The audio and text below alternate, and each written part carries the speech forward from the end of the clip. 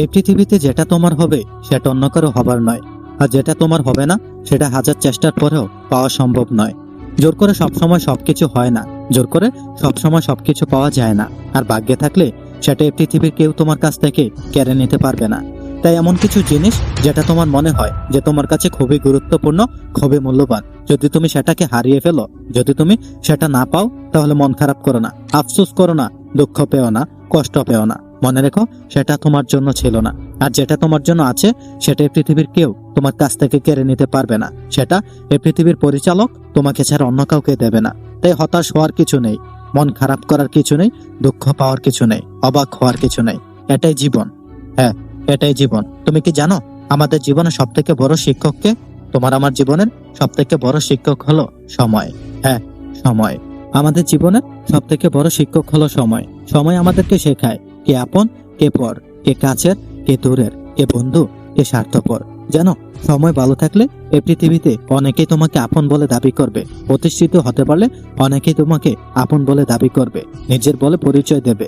হ্যাঁ, সময় তোমাকে প্রকৃত মানুষ চিনিয়ে দেবে, কাছের মানুষ চিনিয়ে দেবে।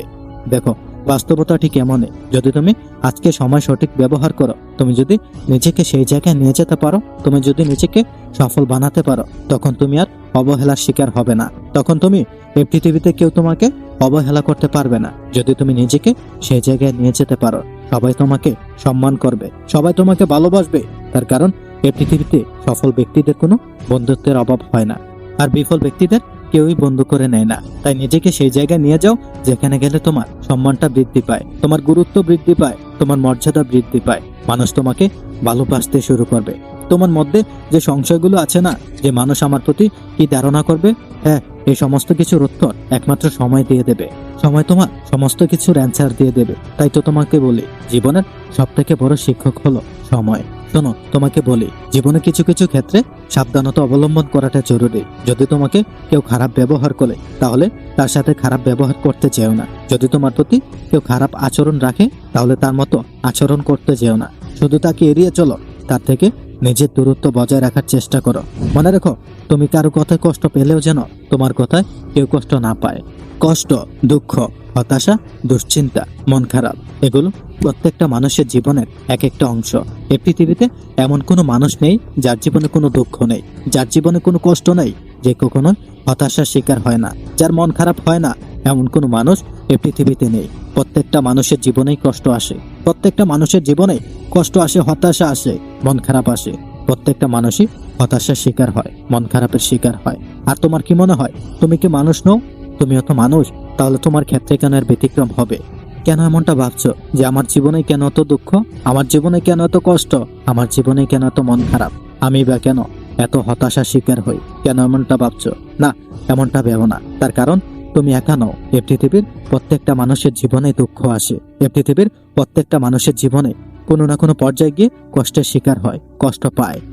এই পৃথিবীর প্রত্যেকটা মানুষই হতাশার শিকার হয়, প্রত্যেকটা মানুষই মন খারাপের শিকার হয়। আর এই সমস্ত কিছুকে সাইডে রেখে যদি তুমি এমনটা ভাবতে শুরু করো, যদি তুমি এমনটা মেনে নাও, যদি তুমি এমনটা অ্যাকসেপ্ট করতে পারো, এই পৃথিবীর পরিচালক আমাকে যেটা দিয়েছেন সেটাই বা কয়জনকে দেন, আমি যেটা পেয়েছি সেটাই বা কয়জনে পায়। যদি তুমি এমনটা বিশ্বাস করো, এমনটা মেনে নিতে পারো, এমনটা অ্যাকসেপ্ট করতে পারো, বিশ্বাস করো, সেদিন তোমার থেকে সুখী এই পৃথিবীতে আর কোনো ব্যক্তি হবে না।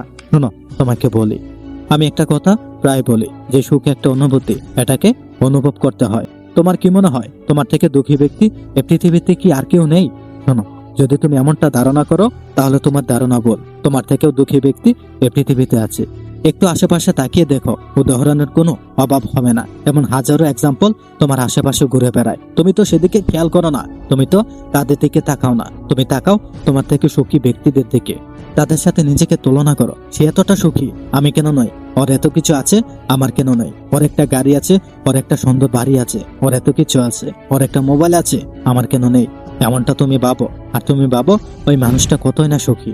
তুমি যখন রাস্তায় বাইর হও, তখন কি তুমি তোমার খারাপ দিকগুলো প্রকাশ করো? তা তো করো না। তাহলে সে কেন করবে? সে কেন দেখাবে যে আমি দুঃখী? সেও তোমাকে সামনে থেকে দেখায় না সে কতটা দুঃখী। আসলে বাইরে থেকে দেখে কাউকে জজ করা উচিত নয়। একটা সময় ছিল যখন আমরা ভাবতাম যার শেষ ভালো তার সব ভালো, কিন্তু বিশ্বাস করো, এই যুগটা একটু ভিন্ন। এটা সে যুগ নয় যে একটুতেই হয়ে যাবে, এটা সে যুগ নয় যে একটু মেহনত করলাম তো হয়ে যাবে, এটা সে যুগ নয়। আজকে যদি তুমি শেষটাকে ভালো করতে চাও, তাহলে তোমার শুরুটা ভালো করতে হবে, তোমার সবটা ভালো করতে হবে। তুমি কি জানো, এই পৃথিবীতে এমনও হাজারো মানুষ আছে, এমনও লাখো মানুষ আছে যারা ভাবে যে আজ থেকে নয়, কাল থেকে শুরু করব, কাল থেকে একদম সমস্ত কিছু ছেড়ে দিয়ে কাল থেকে একবারে শুরু করব। এমন চিন্তাধারী মানুষের অভাব নেই।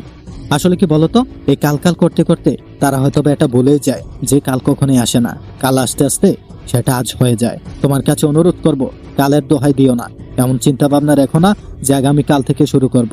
কাল নয়, আজ, আজ নয়, এখন। হ্যাঁ, এখন থেকেই শুরু করো, এখন থেকে শুরু করার চেষ্টা করো। তুমি কি জানো, রবের দেওয়া পৃথিবীতে সবচেয়ে বড় উপহার কি?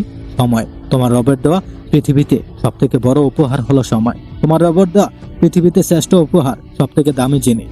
আমি একটা কথা প্রায় বলি যে আজকে যদি তুমি তোমার সময়ের গুরুত্ব না দাও, তোমার সময়ের সঠিক ব্যবহার না করো, তোমার সময়ের মূল্য না দাও, তাহলে তোমার যে কতটা মূল্য সময় তোমাকে বুঝিয়ে দেবে।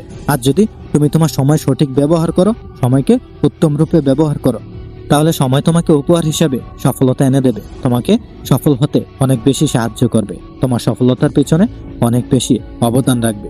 আমি তোমাকে কিভাবে বোঝাবো সফল হওয়াটা কতটা গুরুত্বপূর্ণ, জীবনে সফলতা পাওয়াটা কতটা গুরুত্বপূর্ণ, সফলতা অর্জন করাটা যে তোমার জন্য কতটা গুরুত্বপূর্ণ, আমি তোমাকে কিভাবে বোঝাবো। শোনো, এই পৃথিবীতে যারা তোমাকে সম্মান করে না, সফল হওয়ার পরে তারাই তোমাকে সম্মান করতে শুরু করবে।